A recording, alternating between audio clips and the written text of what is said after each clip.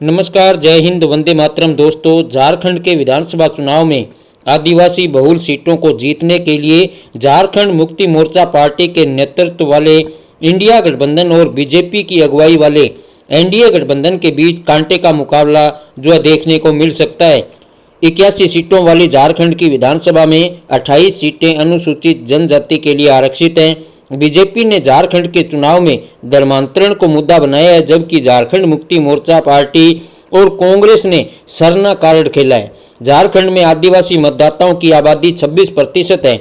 81 सीटों वाली झारखंड की विधानसभा में 13 नवंबर और 20 नवंबर को 2 चरणों में वोट डाले जाएंगे और 23 नवंबर को वोटों की गिनती होगी।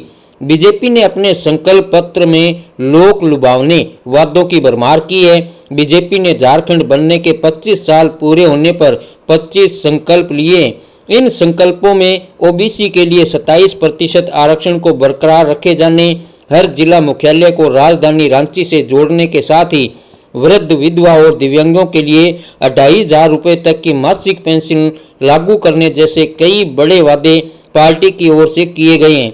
बीजेपी ने झारखंड चुनाव के लिए रोटी बेटी माटी की पुकार, झारखंड में भाजपा सरकार का नारा दिया है।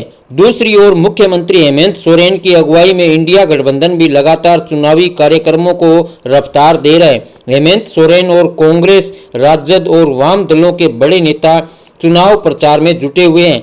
झारखंड में बीजेपी लगातार डेमोग्राफी बदलने और अवैध घुसपैठ होने का दावा कर रही है। असम के मुख्यमंत्री और राज्य के सह चुनाव प्रभारी हिमंता विश्व शर्मा का कहना है कि झारखंड के संथाल परगना इलाके में बड़ी संख्या में बांग्लादेश से घुसपैठिए आ रहे हैं और यहां के आदिवासियों और दलितों की जमीनें छीन रहे हैं। इसके अलावा झारखंड के 20 विधानसभा क्षेत्रों में बांग्लादेशी घुसपैठिए 20 से 48% तक बढ़ गए हैं। झारखंड में आदिवासियों के लिए आरक्षित 28 सीटों में से 2019 के विधानसभा चुनाव में बीजेपी सिर्फ 2 सीटें जीती थी और यही वजह थी कि पार्टी बहुमत से काफी दूर रह गई थी, जबकि झारखंड मुक्ति मोर्चा और कांग्रेस पार्टी का गठबंधन ने 25 सीटें यहां पर जीती थी। पिछले चुनाव में बीजेपी अकेले उतरी थी, जबकि इस चुनाव में उसने अपने पुराने सहयोगियों ऑल झारखंड स्टूडेंट यूनियन के साथ ही जेडीयू और लोक जनशक्ति पार्टी रामविलास के साथ गठबंधन किया है। अगर आदिवासी बहुल इलाके दक्षिणी छोटा नागपुर की बात करें तो इसमें 5 जिले रांची, खूंटी, गुमला, सिमडेगा और लोहरदगा आते हैं। इनमें 15 विधानसभा सीटें हैं, जिनमें 11 सीटें अनुसूचित जनजाति के लिए आरक्षित हैं। इंडिया गठबंधन ने 2019 के विधानसभा चुनाव में 15 सीटों में से 8 सीटें जीती थी, जबकि बीजेपी ने 5 और आजसू ने 1 सीट जीती थी। झारखंड के आदिवासी समुदाय के एक बड़े वर्ग ने सरना धर्म कोड की मांग की थी, जिसे लेकर हेमंत सोरेन सरकार ने 2022 में विधानसभा में एक प्रस्ताव पारित किया था और इसे जनगणना में एक अलग कोड के रूप में शामिल करने के लिए केंद्र सरकार को भेजा था, लेकिन यह भी केंद्र सरकार के पास लंबित है। इसके अलावा आदिवासी विधेयक 1932 को राज्यपाल ने वापस लौटा दिया था और अब झारखंड मुक्ति मोर्चा और कांग्रेस पार्टी इसे मुद्दा बना रहे हैं।